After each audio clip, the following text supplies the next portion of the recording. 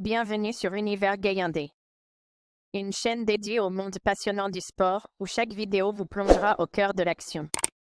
Des analyses pointues et des moments palpitants. Préparez-vous à vivre le sport comme jamais auparavant. Let's go!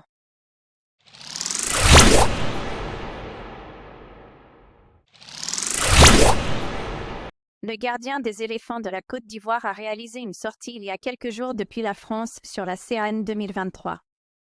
Dans le podcast SLC TV, le champion d'Afrique est revenu sur le fameux match des huitièmes de finale contre le Sénégal et la prestation très controversée de l'arbitre gabonais Pierre-Guilain Acho.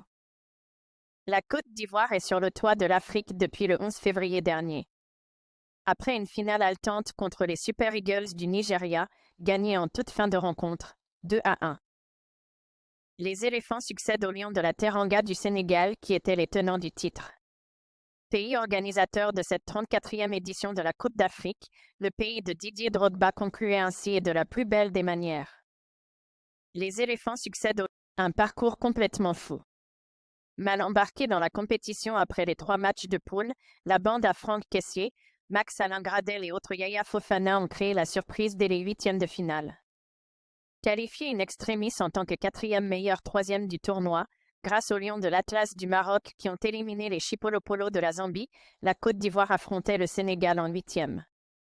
Outsider contre les champions d'Afrique 2021, les éléphants, complètement remodelés par MRCFA qui a pris la succession de Jean-Louis Gasset, parti après l'humiliation du 3e match de poule contre la Guinée équatoriale 4-0. Outsider vont remporter la partie contre toute attente. Dans ce match fou, plusieurs situations controversées restent dans les têtes. Et plus de 3 mois après la compétition, le portier ivoirien, Yaya Fofana en a parlé. Vont remporter. Invité dans le podcast SLC TV le mercredi dernier, le gardien du SCO Angers s'est rappelé d'un match complètement fou contre les Sénégalais emmenés par Sadio Mané. Au cours de cet échange, Yaya Fofana a clairement reconnu. Invité dans le podcast des approximations arbitrales de Guilain Pierre Acho qui était aux commandes de cette rencontre électrique. En effet, après avoir soulevé le choix fort d'Emers FAE qui a mis Franck Kessié sur le banc, un choix qui a secoué le vestiaire. Des approximations. L'international ivoirien de 23 ans n'a pas manqué de pointer l'action litigieuse de la 9e minute où Sadio Mané méritait clairement un carton rouge mais s'en est sorti avec un jaune. L'international, admettant que le pénalty sifflé contre les Sénégalais à la 86e était mérité, Yaya Fofana avoue cependant que l'arbitre de la rencontre a subi des pressions à la mi-temps de la rencontre, ce qui a pu conduire à ce que le pénalty sur Ismaïla Sarr, admettant en deuxième période, ne soit pas sifflé. J'avoue, quand on a encaissé le but d'Habib Diallo, je me suis dit que ça allait être compliqué d'égaliser et de gagner. Mais après, Sadio Mané aurait dû prendre un carton rouge. L'arbitre n'est pas allé voir la VAR, à la mi-temps, les gens lui ont mis la pression sur le but de Kessié où il a sifflé le pénalty, je ne crois pas qu'il y ait hors-jeu. Sur le pénalty sur Ismaïla Sarr. L'arbitre n'est pas allé voir la VAR, à la mi-temps, je pense peut-être que l'arbitre a compensé le carton rouge qu'il n'a pas donné en première période. Mais sur le hors-jeu de Nicolas Pepe, qui a gagné le pénalty converti par Kessié à la 86e, je crois qu'il y a la VAR. Je ne pense pas qu'il y ait hors-jeu, a entre autres lâché Yaya Fofana. Après ses aveux, le portier champion d'Afrique a évoqué la grosse erreur de l'équipe sénégalaise qui a permis à la Côte d'Ivoire de revenir dans la partie. Je ne pense pas qu'il y ait hors-jeu. Sans se mouiller, Fofana pointe la baisse de régime de l'équipe d'Aliou Cissé. Quand ils ont marqué le 1-0, on s'est dit que ça allait être chaud, mais finalement, ils ont complètement arrêté de jouer, de nous presser et ont commencé à reculer. Au début du match, Sadio Mané et d'autres me mettaient beaucoup la pression, mais après leur but, j'étais plutôt tranquille. Le message est passé et beaucoup de Sénégalais ne devraient pas dire le contraire de l'analyse de Yaya Fofana.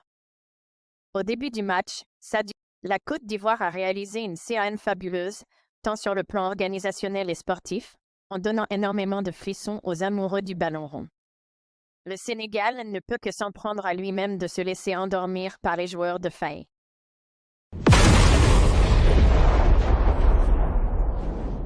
Plusieurs mois après la fin de la CAN 2023, le gardien des éléphants de la Côte d'Ivoire, Yaya Fofana, a lâché une anecdote croustillante sur Max Gradel au sujet de la rivalité avec le Mali. Lors de la 34e édition de la Coupe d'Afrique des Nations, du 13 janvier au 11 février, de grands matchs de football ont retenu l'attention des amateurs du ballon rond sur le continent.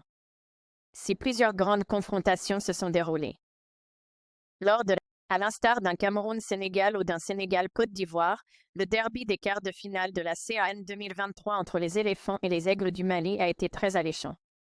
Joué le 3 février au stade olympique Alassane Ouattara sous la direction de l'arbitre égyptien Adel Mohamed, cette rencontre a tenu toutes ses promesses.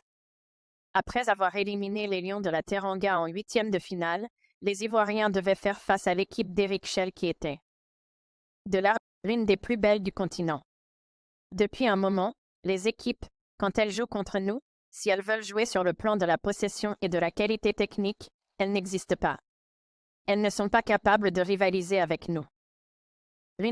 Pour l'instant, je parle uniquement de l'Afrique. Parce qu'on n'a pas encore joué contre des équipes européennes. On a juste joué contre l'Arabie Saoudite. Mais en termes de jeu, pour moi, on est très haut placé en Afrique.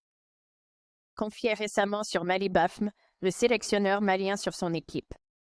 Dans ce contexte où les deux équipes avaient de quoi prétendre à la demi-finale de la CAN 2023, Ivoiriens et Maliens ont livré une rude bataille. Confié récemment, mal embarqué dans la rencontre avec l'exclusion du défenseur du Bayer Leverkusen, Odilon Kossounou, en première période et l'ouverture du score des Aigles en deuxième période. L'équipe d'Emer Céphale a puisé dans ses ressources les plus profondes pour revenir au score. Entre-temps, la Côte d'Ivoire a pu compter sur Yaya Fofana, son gardien, qui a stoppé un pénalty d'Adama Traoré à la 17e.